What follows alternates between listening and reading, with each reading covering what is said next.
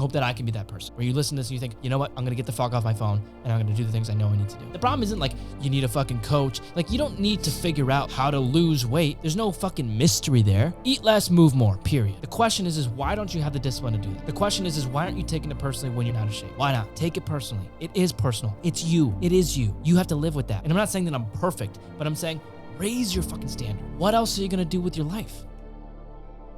Especially your friends, like they need so little encouragement, dude, to just get going. And like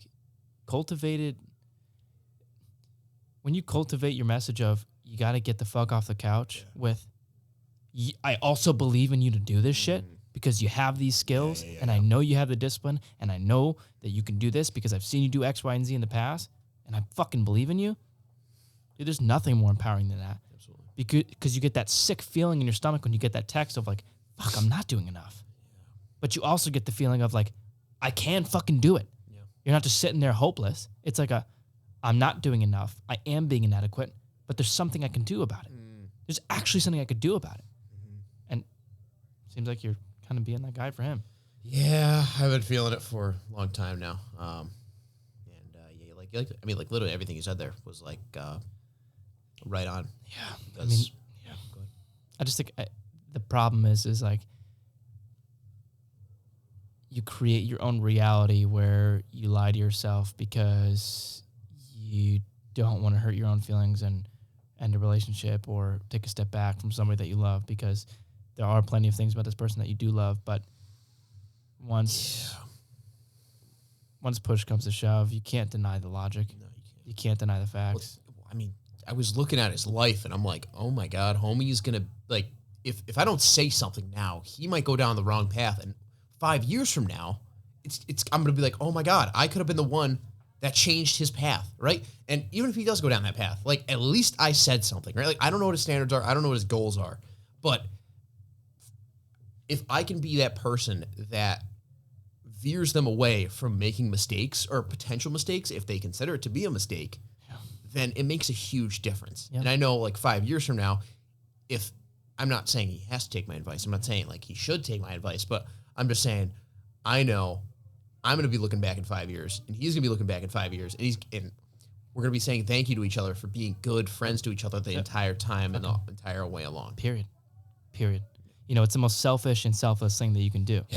Because if you see your friend struggling, it's not like you want to see them struggle. No. But if you sit there and stay quiet about it and you don't say anything about it, you're fucking yourself over and you're fucking him over. Yeah. Because what are you doing? You're not taking time into the equation. Because what's going to happen 5 years down the road? He's 5 years older and in an even worse spot. And there is something you could have said. And there is a possibility that he could have done something with it. There's also the possibility that he's not going to do anything with the advice. And there's even a possibility that he's going to be like, fuck you, don't talk to me ever again. I hate that advice. Because he's so insecure about the life that he's living. But the real thing is that you can't sit there afraid and act like nothing's going to happen as time keeps ticking. Because if you don't say anything, you're going to be 5 years older and you're going to sit there with an immense amount of regret because you love him. If you're in a relationship, if you see somebody else who's in a relationship with someone that you think that they shouldn't be with, the first question you should be asking is a hard question, but it's, do they actually deserve better right now? Yeah. Not that they don't deserve to be happy, not that anyone deserves to be treated poorly, because I'm never an advocate for that, but it's like, do you actually deserve somebody who's fit and healthy if you're not fit and healthy? Do you deserve somebody that's fulfilled if you don't work on becoming fulfilled? Yeah. Do you deserve someone that's clean and takes care of their life if you're not clean and take care of your own life? Like, obviously not. And that's why it's like you don't see people who are like really overweight with somebody who's not, usually. Because it's your standards are a direct reflection for your standards for your partner. And so whether that's emotionally, physically, spiritually, doesn't matter. It's like, do you deserve that? Do you have the discipline in your life to earn the partner that's going to reflect that back to you, that's going to hold you to a higher standard, that's going to have a journey with you through life that's going to bring you to a new depth of spirituality, of fitness, of mental health, of well-being overall? And if you haven't earned that, I hate to say it, it's just cutthroat. You're never going to settle for the otherwise. And if you did, they would be casted in a shadow and that relationship's going to suck anyways. So it's like, fuck, it's hard. I mean, yeah, it's just like the thing that keeps like coming to my mind is because I think this is what I was thinking about when you were talking.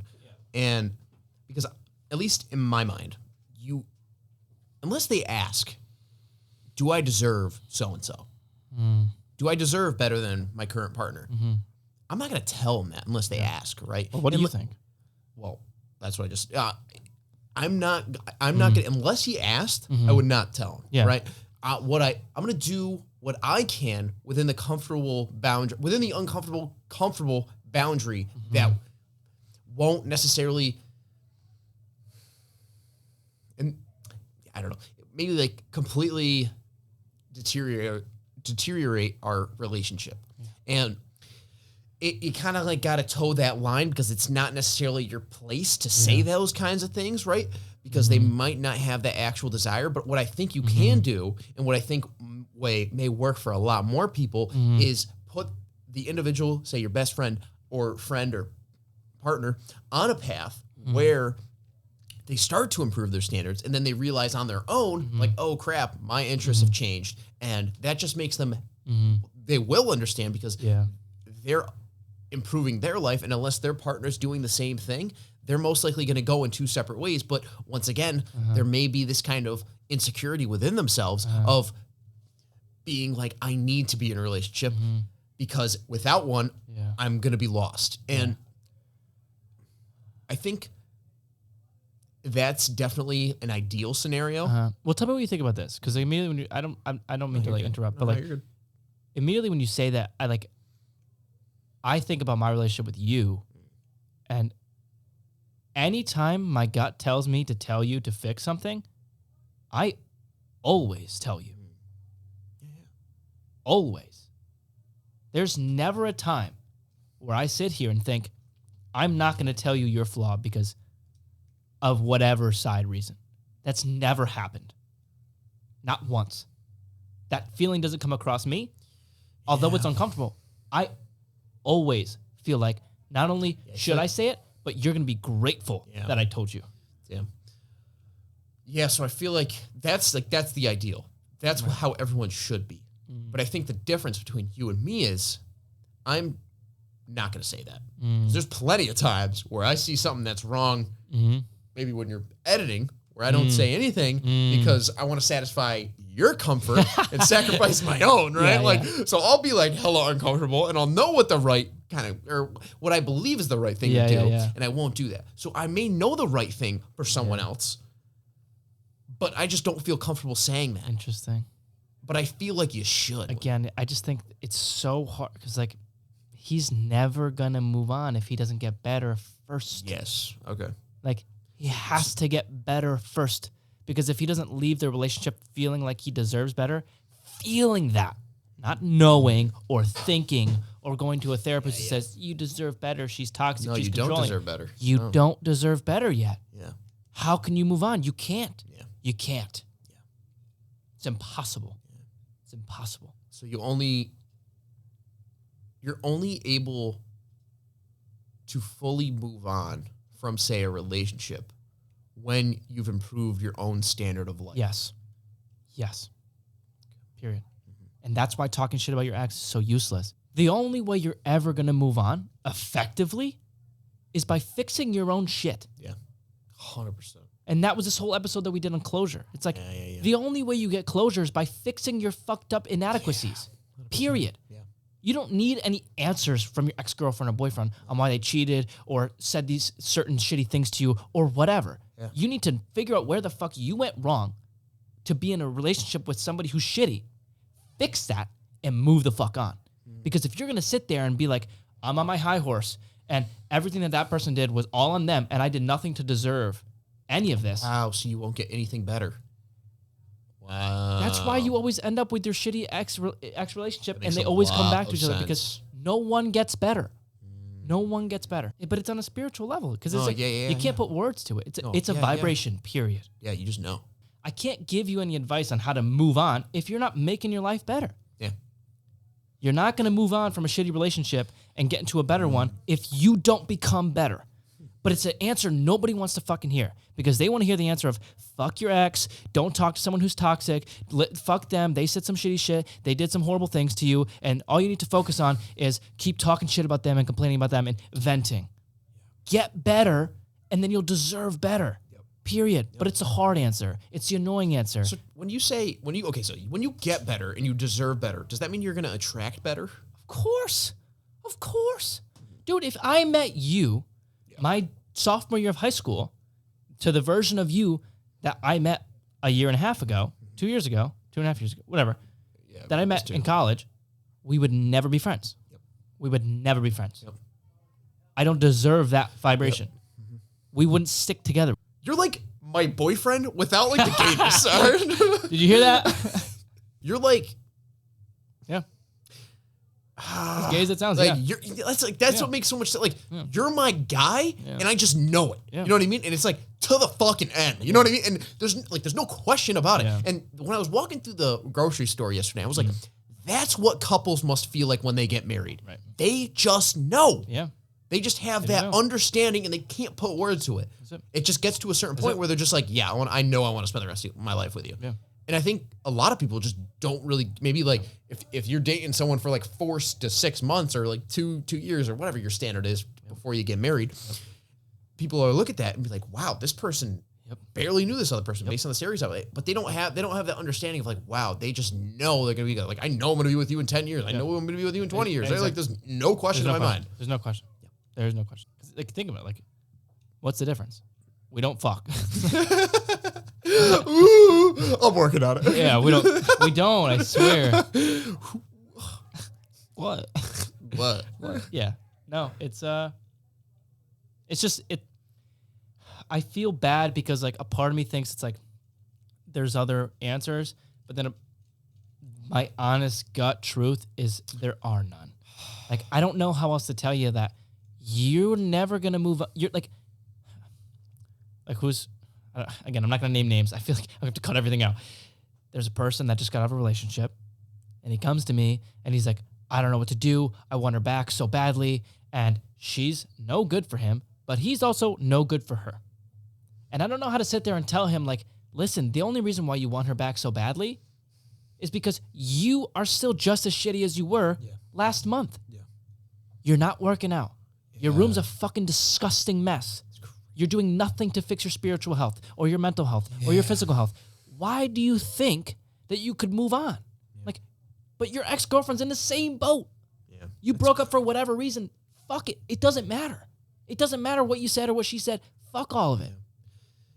Dude, it's crazy because when I, like my first girlfriend or whatever you want to say, like whatever that was, but like, because like I remember like we would hang out after school every single day together, and like it would just feel like we were so connected and feel like we were so on point, right? Then we ended up like breaking things off, going to college, and I remember I was that whole year. I think when we talked about this in the closure episode a lot, for a significant part of that year, I was like, oh man, I just want to be back with her. I just want to have things the way they were. And then I started to kind of take accountability in like different ways, and that gave me closure and allowed me to kind of shift who I was as an individual and quote unquote get better. I also had before then, I had like that shift in awareness that really internally set me on a path to have higher principles, to have something that I can live according to beyond my mind. Right. And so when I got to that point, I remember we ran into each other at like, I was filming like an entertainment video. I don't know, like it was my car reveal or whatever back in the day.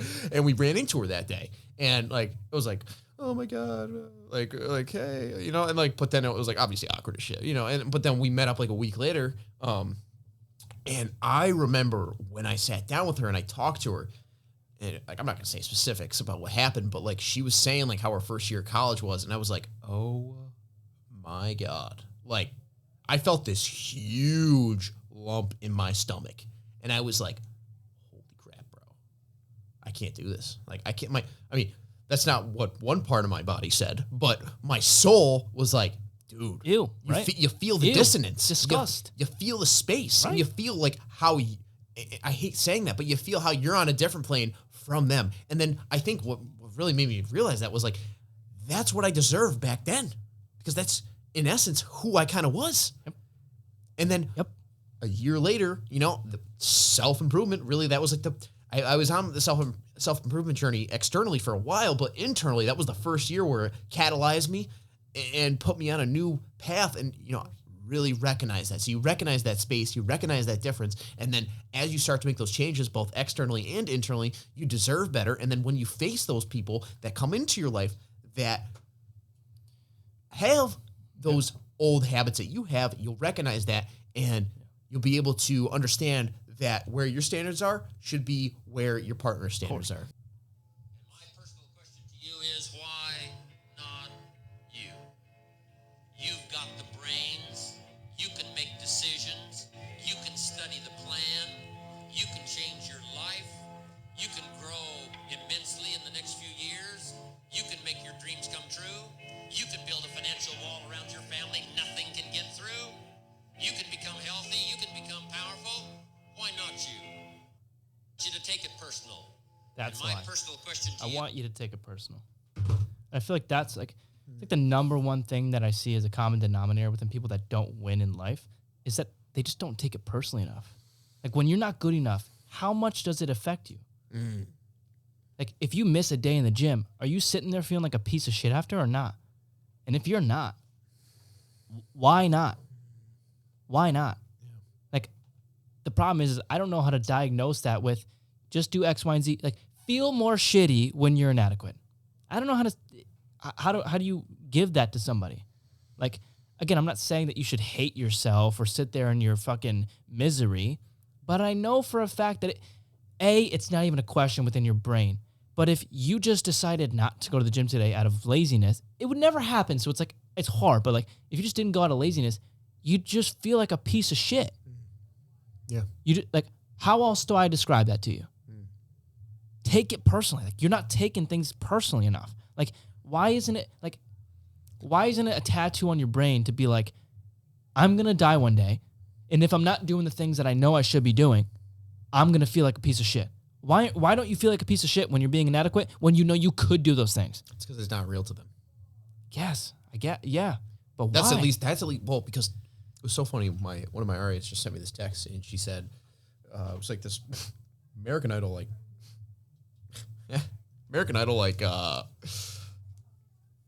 audition, and it was like the guy was talking about how his dad passed away, but his dad was inspiring him to do music and things like that. Was it the big Hispanic guy? Yeah. Oh, Dude, yeah. he's so good. Oh, yeah. And So so shout out Emma if you're watching. She said, literally just made me reflect on all the relationships with my family and realize that we live in a rose-colored world with the biggest fucking illusion of object permanence.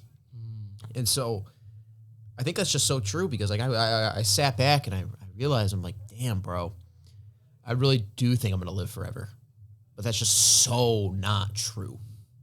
And I don't know what it was about the grocery store trip yesterday, but I think I saw like a Patriots player. It's like 57. Like he played for the Patriots. He died in like a plane crash. And then I saw like another, I don't even know if it's like some other sports player died at like 57 too. And I was like, damn, bro. Like I looked out my window and I looked at like a kid that was like 18 and I was like, this could be his last day on earth. Yeah. It's like when I felt that, I was like, at first I was like, no, it's not his last day on earth. But then I was like, nah, dude, it really could be his last day on earth. And then I put out a shotgun and I killed him. I'm sorry, I had to say that. No. Just so you know, this is a spiritual lesson. No, I was just like, oh no, I was like, oh, I could either keep this real serious or I could like make this funny. I was like, I gotta say, You gotta say it. nah, but it's so true. It's because even myself, I fall like when you said like, oh, you're gonna die one day. Why don't you not feel that kind of push to use that as a motivator? Like all right, I'm gonna die one day. All right. Like maybe that's like some kind of spiritual desensitization, right? But that to me doesn't strike my core. But what does strike my core is like what you said. When I don't meet my daily standards, when I don't get outside and I get sun, or when I don't go out and work out, that's when I start to get that itch. And I'm like, oh man, I care, right? Because I take it personal in that sense. And so what's so good about you is you take it personal to a very, very large degree. You take it both personal when you don't meet your standards, and you take it both I think you take it in a present sense and in a future in a sense, right? Because you're like, I'm going to die one day. So right now I have to do what I need to do in order to get to where I want to go, right? In order to do the things that I want to do, because I may not be able to do that one day. And so I think it's just really important because like Emma said in that text, like it's so easy to just not care, to just not push yourself. And I was thinking about this this morning too, when I was doing chest flies in the gym. Great machine, by the way. But so many, like in my life, we know suffering as a good thing. Yeah. Me and you both personally, right? Like that we experience that every single day. Yeah. But a lot of people barely experience bad suffering, right? Like for instance, relationship wise, or you're a drug addict, or you're a single mom, or something along those lines, right? And you're going through shit day in and day out. Those are the real people. Those are the real people that are going through things and that have the heaviest life lessons. And all that just made me realize it's just like, damn, man, like I'm so happy I have that itch. And I'm so happy I have good problems on a daily basis. And I haven't had to have bad problems because, I mean, just this past weekend alone showed when I have bad problems, showed my kind of immaturity internally. And so it's just long story short, just being grateful for now and realizing that, like, just understanding the spot that you're in, really. Dude, it's like, when you're undisciplined, it shows such a lack of gratitude for being on this fucking planet Earth. Like, you're going to walk around, treat your body like it's a piece of garbage, treat other people like they're a piece of garbage, not take care of yourself, not take care of other people. It's like, you just like, it's like you're taking life with a grain of salt. You just don't care. Like, what, do you just not care? Again, you're not taking it personally. Why aren't you taking it personal? It is personal. It's your life. It's your fucking life. It shows the people that don't care about their life. Why not? I don't have an answer. That's the part that sucks. Like, I don't have an answer. Why are you different than everybody else? Why does it bother you so much when you're inadequate? What clicked to make you want to be better? You can give all these answers and this happened, so then this happened, and stuff with my dad and the way I was raised, and at this moment I realized with my friends and X, Y, and Z. It's like, okay, why though? Why you? Why not somebody who went through something very similar? Why do two kids have the same alcoholic father and one of them becomes a great advocate for alcohol awareness and the other one becomes an alcoholic living on the side of the road? Why? I don't know. But the problem is there's people that teeter on the edge. The problem is there's people on the fence. There's people listening to this right now that are sitting there thinking like, I could do it or I can't do it. But it bothers you enough, but it doesn't bother you enough to get you to do the things that you need to do. And I hope that you could be that person. I hope that I can be that person where you listen to this and you think, you know what? I'm going to get the fuck off my phone and I'm going to do the things I know I need to do. Because that's the problem. The problem isn't like you need a fucking coach. Like, you don't need to figure out like how to lose weight. There's no fucking mystery there. Eat less, move more, period. The question is why don't you have the discipline to do that? The question is why aren't you taking it personally when you're fat and overweight and out of shape? Why not? Take it personally. It is personal. It's you. It is you. You have to live with that. I don't know how you live with that. And I'm not saying that I'm perfect, but I'm saying raise your fucking standard. Raise your standard for yourself. What else are you going to do with your life? You're going to look back and look back on your whole entire life and think what? That you just played it half-ass. You had an okay job, an okay family. You weren't too out of shape, but you weren't in good shape. You didn't have amazing relationships. They were okay. Is that why you want to look back on your life? Why are you going to live? Why? You're not living. You're just kind of scraping by. When things are good, then they're good. When things are bad, then they're bad. You just kind of go along with the waves of the ocean as if that's how life's going to be. I don't know. You just got to take it personally. Damn. So many people in that spot, man. So many.